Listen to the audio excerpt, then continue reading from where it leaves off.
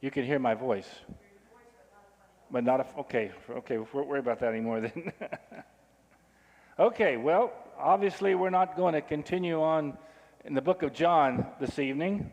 I'm not sure what we're going to do next week.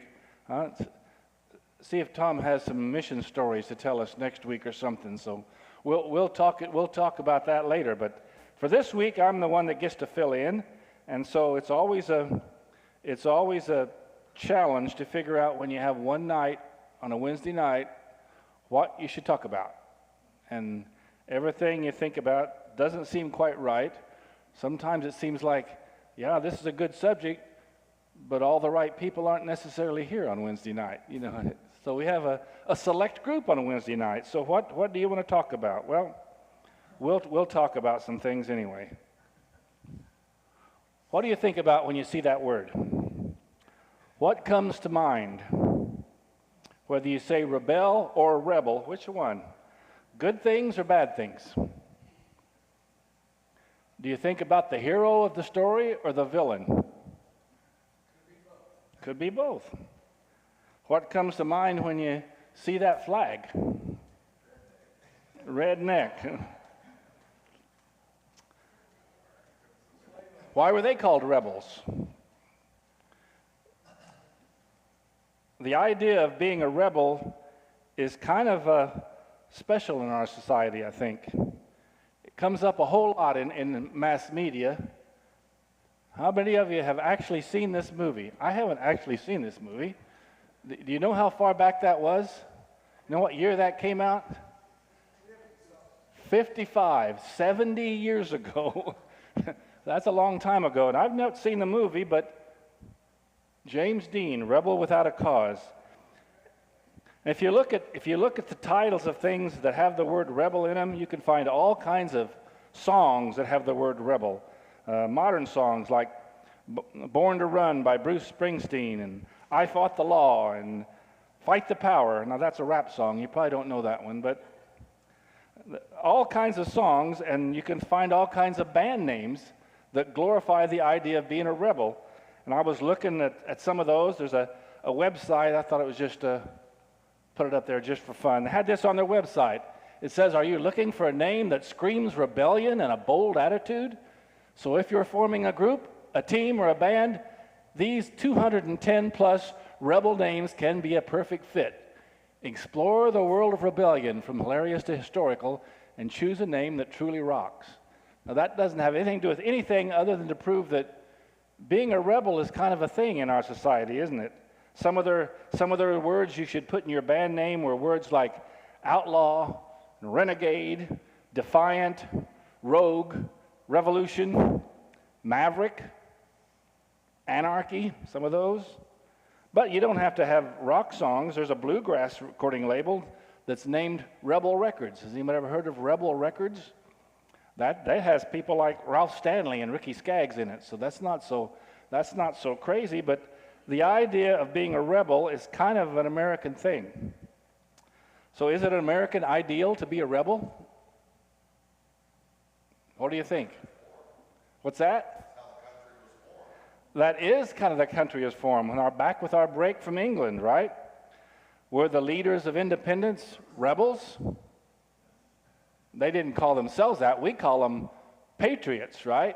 But if you're in England, I'm sure you called them rebels, right? So the question we're going to look at a little bit tonight, are we all rebels? Should Christians be known as rebels? Our culture promotes rebellion in certain ways, but should we see ourselves as rebels? So let's look at a simple definition here of either rebel or rebel, whichever way you pronounce it. As an action, as a verb, it means to resist or defy an authority or a generally accepted convention. Well, we know what that means. As a person, as a rebel, it's the individual who resists authority and control. So we're going to look a little bit what God's Word says about rebellion to begin with here. What does God's Word say about rebellion against authority? And while we consider these questions, I think it's going to be clear what God thinks about rebelling against authority. There's a famous passage in Romans 13. I think I've got that on here in 2 slides, so we have to go through it here. Romans 13, starting out in verse 1, I believe, says, "Everyone must submit himself to the governing authorities, for there is no authority except that which God has established. The authorities that exist have been established by God. Consequently, he who rebels against the authority is rebelling against what God has instituted. And those who do so will bring judgment on themselves. For rulers hold no terror for those who do right, but for those who do wrong. Do you want to be free from the fear of the one in authority? Then do what is right, and he will commend you, for he is God's servant to do you good. But if you do wrong, be afraid, for he does not bear the sword for nothing. He is God's servant, an agent of wrath to bring punishment on the wrongdoer." There we are. "Therefore, it is necessary to submit to authorities, not only because of possible punishment, but also because of conscience. This is also why you pay taxes, for the authorities are God's servants who give their full time to governing. Give everyone what you owe him. If you owe taxes, pay taxes. If revenue, then revenue. If respect, then respect. If honor, then honor." So I'm sure you've heard that passage before. Sometimes we like reading that, depending on who's the authority we're thinking of. Sometimes we don't. But what are the main points of that passage? It says everyone, which probably means everyone, must submit to authority. It says that all authority is established by God. There is none other. And that's very hard for us to accept, but that's clearly what it teaches there. And also that rebelling against authority equals rebelling against what God has established. That's some of the points, I think, that are very clear from that passage. Now, we can argue that there are other principles that sometimes may override our obedience at times. When authority requires us to go against God's word, we are not to obey. If we look back at Acts 5, when the church was getting established and the apostles were preaching in Jerusalem, and you remember the apostles were arrested, put in jail just for preaching Jesus. They were released by an angel and went right back to preaching the next day. Do you remember that story? Later, they were again brought before the high priest and the Sanhedrin court. And it says, the high priest interrogated them, saying, "We gave you strict orders not to continue teaching in his name, and yet you have filled Jerusalem with your teaching and intend to bring this man's blood upon us." But Peter and the apostles answered, "We must obey," what? Finish the sentence. What does that say there? We must obey God rather than men. So there are times when we're told that we don't have to obey, but the general rule still is the same, though. The general rule is submit to governing authorities. Paul says to do what is right, and you won't fear authority. Pay the taxes you owe, even pay respect, which is hard for us to do sometimes, even respect if that's due. So now let's look at a few Old Testament examples of people who did not follow this kind of advice. Let's look at some of the instances of rebellion we can find in the Old Testament. We've already looked at Romans and Acts there, but let's look at some Old Testament examples. If you remember Old Testament history at all, Israel often rebelled against God. It seems like they were always rebelling against God, and they were punished for it nearly every time, it seems like. If you go back to Numbers 15 and 16, we read the story of Korah's rebellion. If you remember Korah, he was one of the leaders of the people, but he and his followers decided they were no longer going to submit to Moses and Aaron as leaders. Basically, they were rebelling against Moses and Aaron, God's chosen representatives. If you remember that story, Moses pronounced God's judgment on all of them. It says in verse 31, I think of chapter 16, that's Moses, as he finished speaking all these words, the ground that was under them split open, and the earth opened its mouth and swallowed them, their households, and all the people who belonged to Korah with all their possessions. So they and all that belonged to them went down alive to Sheol, and the earth closed over them, and they perished from the midst of the assembly. So that's a very strange story in the Old Testament, but gives us a glimpse, at least, of what God thinks of rebellion. Now, in our Sunday morning class lately, we've been looking at 1 Samuel in recent weeks. And if you've been in that class, several of you have been. Back in chapter 12 of 1 Samuel, we had the story about Israel demanding a king. If you remember, they'd been judged by judges through the book of Judges, but they decided they didn't like that. There was some problem with the people that were coming up to be the next judges, I guess, and they wanted to have a king. And Samuel the prophet warns them about all the problems this is going to cause. But at the end of that, he says there's still hope for Israel. And Samuel has these words: "If you will fear the Lord and serve him and listen to his voice and not rebel against the command of the Lord, then both you and the king who reigns over you will follow the Lord your God.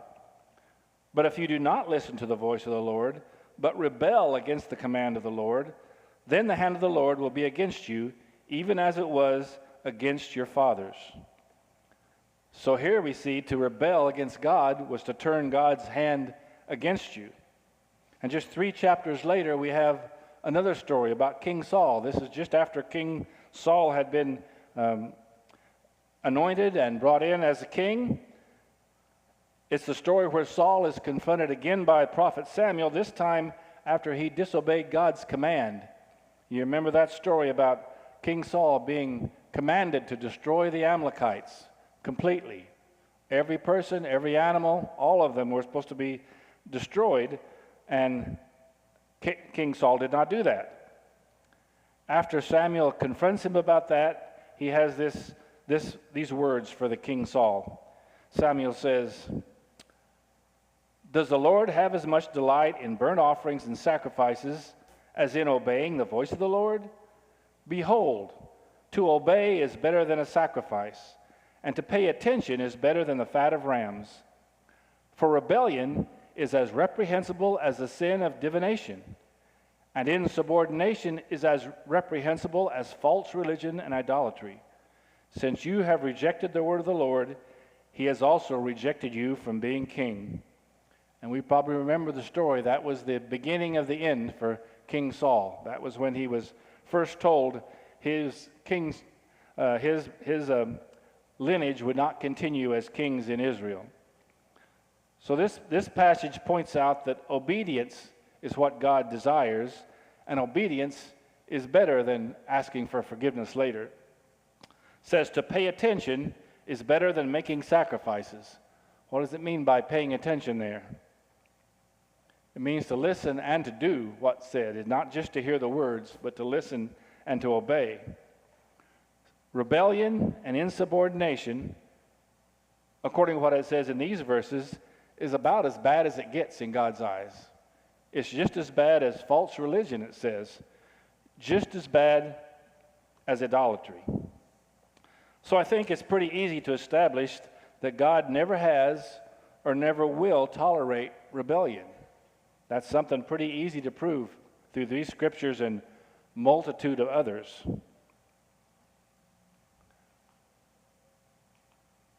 But the next question I want to think about it, how well do we humans submit to authority? How well do we do at that? And I have some examples here. One of them is from a talk show that was on. It's been several years now, but they had this talk show, had this lady on there who had recently married into a family that already had small children, what we call blended families, right? And it said that this lady had to modify her language that she used, basically to limit her swearing. Now, she used what we used to call a cuss jar. Everybody knows what that is, right? If you say something wrong, you have to put a money in there. It used to be a quarter. It's probably up to $1 now, don't you imagine? How much do you put in, Dave? I don't care how much you put in. It's all right. Anyway, she was talking about this, and her comment that caught my attention was she says, "When someone tells you you can't swear, you just want to do it more." Think about that for a minute. When someone tells you you can't, you just want to do it more. Did she have our typical reaction to authority? Is that our reaction?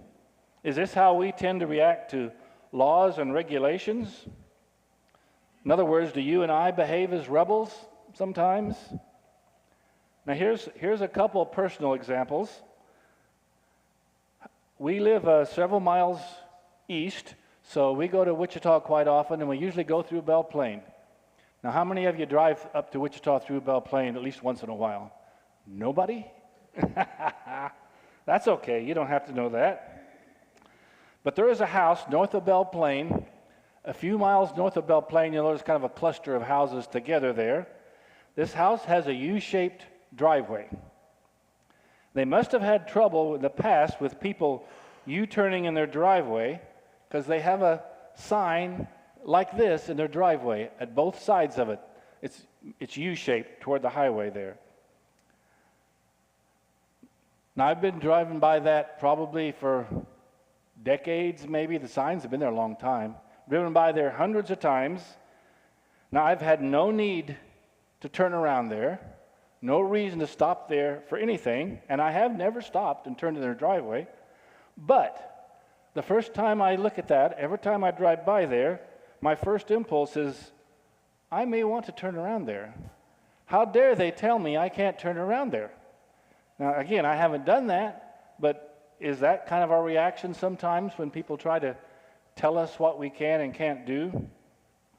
While we're on the idea of traffic laws, which is a pretty good place to find these kind of examples, there's been some changes in, a few years back now, the traffic laws in Kansas. You remember when they changed the law where you had to have your headlights on if your windshield wipers were on? Remember that law? So if you get caught in a shower in the middle of the day and you turn on your wipers, if you don't immediately turn the lights on, technically you're breaking the law. That one really grates on me. That law grates on me. It takes away common sense. Basically, I have nothing against using headlights when you're driving in the rain. That makes sense. No reason not to use the headlights. The car we drive now has running lights. Do those count? I don't know. Nobody knows. But this law, again, makes me want to leave my lights off more than it would otherwise. It makes me want to rebel just a little bit. One more driving example. How about the law they made that you can't drive in the left lane and stay there on the multi-lane highway? What's that? It's a good law, but it's a law. The left lane is only used for entering and passing and for moving over, and maybe some other exceptions. And again, this grates on me, but not because I have anything wrong with staying in the right lane. My habit is to stay in the right lane. But it grates on me because it takes away my control of what I want to do. I don't want to give up my control to the law. And like, for example, if I'm driving to Wichita and I make that all-important stop at McDonald's on the way up there, and you pull out into the highway and you enter on the left lane, right? How long do you get to stay in the left lane? Nobody knows. What if I want to stay in the lane a little bit too long? Am I going to get a ticket? Even if there's no one close to me? Again, the point here is that laws make us want to rebel often. Little laws, big laws, they make us want to rebel. Now that one, I look for exceptions, because city limits, if you're inside the city limits, that law doesn't apply. Did you know that? Once you hit the city limits, you can stay in the left lane if you want to. So, where exactly are the city limits? Can I get over there just a little bit early and rebel just a little bit and stay in the left lane? And again, it makes me want to stay in the left lane whenever I can get away with it and rebel just a little bit. So, those are my examples. I could ask other people for their examples, but we probably wouldn't get any in here, right? Anybody have a good example? Aha! Okies and Texans are the worst? Okay. Well, I believe you. Left laners. Okay, well, I think it's also the law in Oklahoma, too, so they better look out.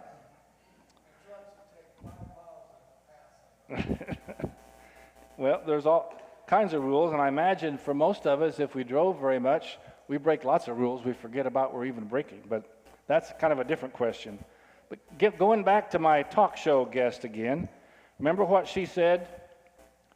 It was a she. When someone tells you you can't swear, you just want to do it more. So is that really typical for all of us?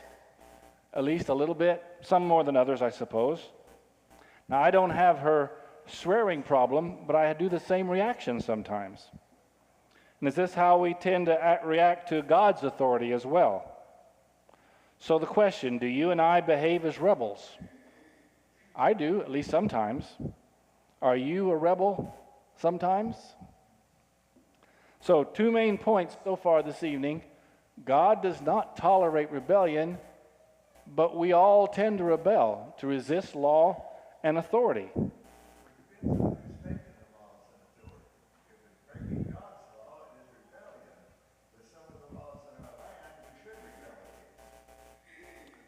Well, on the basis of whether they're opposed to God's law, but not on the basis of, well, I don't want to stay in the left lane. It depends on the basis where we call our rebellion on, right? So that's something we got to figure out. And of course, everybody has to figure out their way of driving in traffic. We probably all.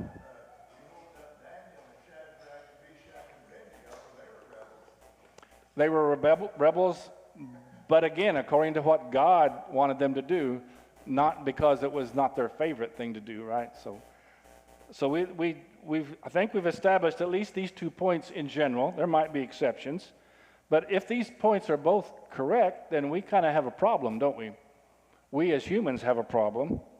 Now, if it makes us feel any better, great men and women of faith have all had the exact same problem. Many have had trouble submitting to God's will. Of course, we've read Romans 3:23 lots of times where it says, "For all have sinned and fall short of the glory of God." And we can consider for a perfect example, the Apostle Paul. Now, some people say he's the greatest Christian that ever lived, right? He's up there somewhere, however you rank Christians. He's the writer of so much of the New Testament. But what did he write about his own life in chapter 7 of the book of Romans?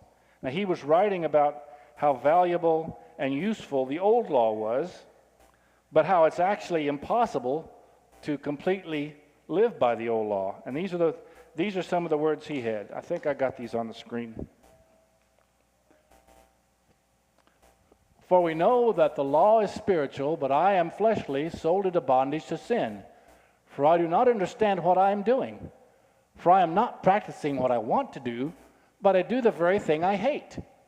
However, if I do the very thing I do not want to do, I agree with the law that the law is good. But now no longer am I the one doing it, but sin that dwells in me. For I know that good does not dwell in me, that is, my flesh. For the willing is present in me, but the doing of the good is not. For the good that I want, I do not do, but I practice the very evil that I do not want. But if I do the very thing I do not want, I am no longer the one doing it, but sin that dwells in me. I find then the principle that evil is present in me, the one who wants to do good. For I joyfully agree with the law of God in the inner person, but I see a different law in the parts of my body, waging war against the law of my mind, and making me a prisoner of the law of sin, the law which is in my body's parts." Paul says he knew the right thing to do, and he knew it was the good thing that he should do. But what else did he say? Something inside him made him do something else. Something inside him led him to rebel at times against God's will. And that thing inside him, the way he describes it there, in that kind of a difficult to understand passage, is that thing is his sin nature. He described it as my body waging war on what his mind wanted. And we could look at many other scriptures to talk about our struggle with sin. Romans 12:2 says, "Do not conform to the pattern of this world, but be transformed by the renewing of your mind. Then you will be able to test and approve what God's will is, his good, pleasing, and perfect will." Here it talks about the world having a pattern. What kind of a pattern is talking about here? Well, it's that pattern of rebellion. That is the world around us. The world is full of rebels of all sorts. This verse reminds us that it's our task to resist the pull of rebellion. And it says, by renewing our minds and aligning ourselves with God's will. So the world may encourage rebellion. We have all the songs about rebellion. We have the musical groups that like to have the word rebel in there. We have people flying rebel flags for whatever reason. The world may encourage rebellion and conforming to its ways, but as Christians, we are called to be something different, something transformed, something set apart. So I think we can see, each of us, if we look at our own lives, where we are stubborn toward God. Now, stubborn, that can be a good word or a bad word, right? Sometimes we praise people for being stubborn and getting a job done, but be stubborn toward God is not a good thing. 1 John 1:8 says, if we claim to be without sin, we deceive ourselves. We can see where we could deceive ourselves if we claim to be without sin. We can see where we don't do what we know we should do, just out of rebellion. We can see when we do things we know we should not do, just because we are unwilling to submit to God. So my question as I thought about these things is, am I a rebel?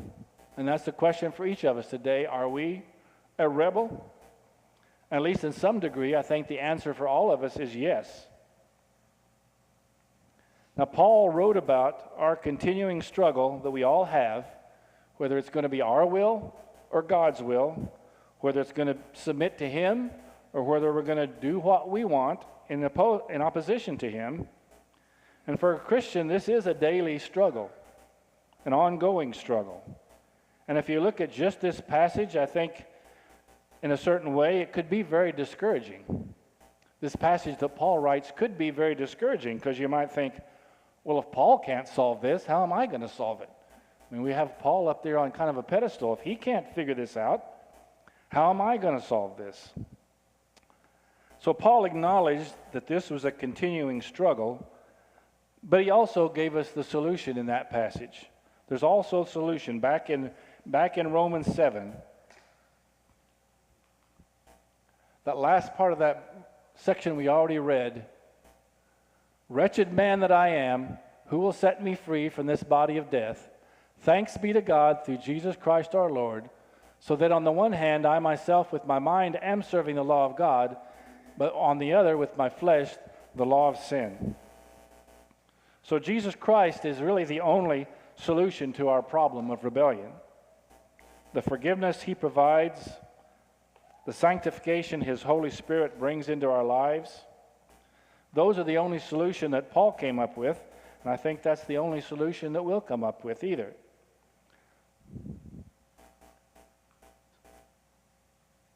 I think I heard that in 3 times. So now we're up to 3 points for the lesson. First 2 points we've already covered. God does not tolerate rebellion. We all tend to rebel, to resist His law and His authority. But for Paul and for each of us, Jesus provides the only answer. Now, a lesson like this I don't think would be complete unless we added one more point toward the end, though. What is the ultimate rebellion against God? We've talked about what we think of as little things maybe so far. Most of my examples were not the ultimate rebellion. What's the ultimate rebellion against God? Well, I think that has to be refusing to submit to God by rejecting His Son and His sacrifice for sin. The ultimate rebellion with the greatest of consequences, because there's simply no other means of salvation. Hebrews 12, verse 2 reads like this. I don't think that's verse 2. Must be verse 26. If we deliberately keep on singing after we have received the knowledge of the truth, no sacrifice for sins is left, but only a fearful expectation of judgment and of raging fire that will consume the enemies of God.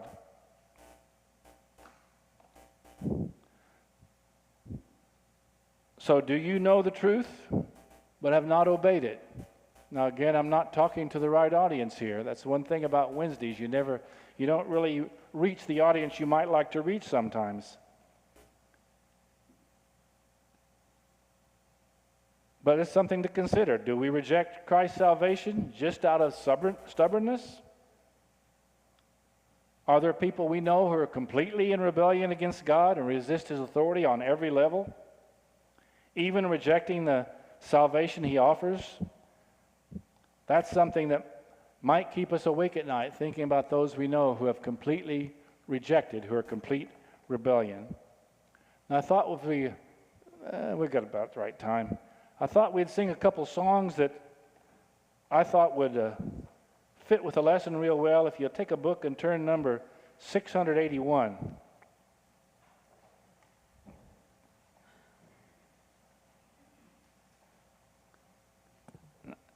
And I'm going to take that off now. 681.